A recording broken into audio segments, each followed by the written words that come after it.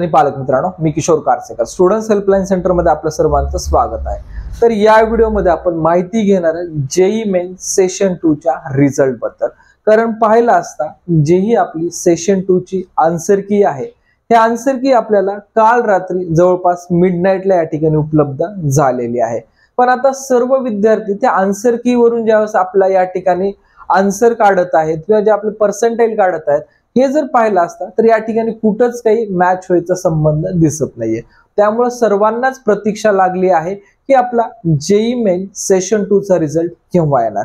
कारण या सेशन 2 च्या रिझल्टवरच पुढे आपल्याला NIT मिळणार आहे, IIIT मिळणार आहे किंवा आपण ऍडव्हान्स साठी क्वालिफाईड असणार आहेत की नाहीयेत, हे एक नाही अनेक प्रश्न विद्यार्थ्यांना या ठिकाणी उपलब्ध झालेले आहेत। तर आपल्याला या ठिकाणी आपलं काही कुठलं प्रमोशनल नाहीये किंवा आपल्याला या ठिकाणी कुठला कोर्स विकायचा नाहीये, तर एक क्लिअर सांगेल तुम्हाला की तुमचा जो रिझल्ट आहे हा रिझल्ट आज मिडनाईटला किंवा उद्या 4 PM च्या आत तुमचा रिझल्ट लागणार आहे।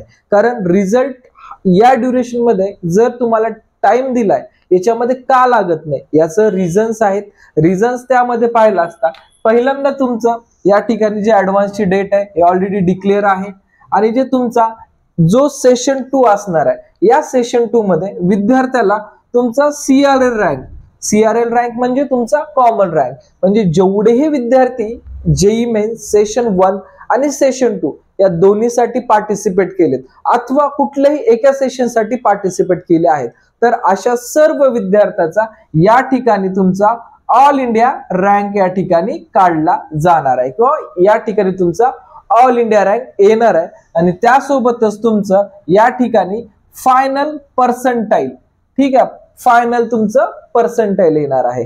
आणि दुसरी गोष्ट आहे, जेही विद्यार्थी SC ST आणि OBC या प्रवर्गात आहेत, अशा विद्यार्थ्याचा या ठिकाणी कॉमन रँक ऍज वेल एज कॅटेगरी रँक ह्या दोन्ही गोष्टी तुम्हाला या ठिकाणी दिसून येणार आहेत।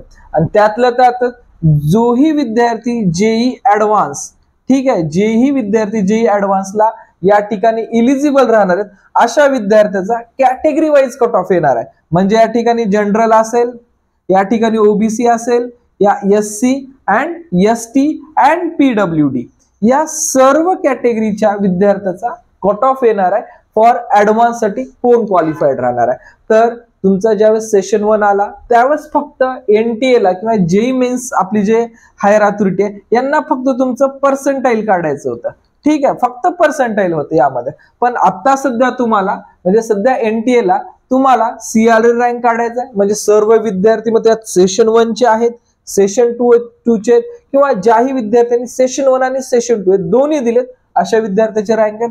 त्यासोबतच कॅटेगरी रँक जसं वरती आहे सेम ॲज खाली सुद्धा तुम्हाला हे रँकिंग काढायचे। आणि सर्वात महत्वाचं, जेवढेही नंबर ऑफ कॅन्डिडेट या ठिकाणी पार्टिसिपेट झालेत त्या विद्यार्थ्यांना ऍडव्हान्स साठी किती विद्यार्थी इलिजिबल आहेत हे सुद्धा त्यांना डिसाइड करायचं। दरवर्षीच आपण ट्रॅक रेकॉर्ड चेक केलं तर 2.5 लाख विद्यार्थी हे जेई ऍडव्हान्स साठी इलिजिबल असतात। जेई ऍडव्हान्स एक्झाम आहे, ह्या क्रायटेरिया दरवर्षी चेंज होत असतो। नंबर ऑफ कॅन्डिडेट किती पार्टिसिपेट केला त्यावरून हा क्रायटेरिया चेंज होत असतो। पण लास्ट इयरला जवळपास 2.5 लाख स्टुडंट्सला या ठिकाणी जेई ऍडव्हान्स साठी एलिजिबल केलं गेलं होतं। तर या सर्व गोष्टीमुळे तुमचा रिझल्ट डिले होईल।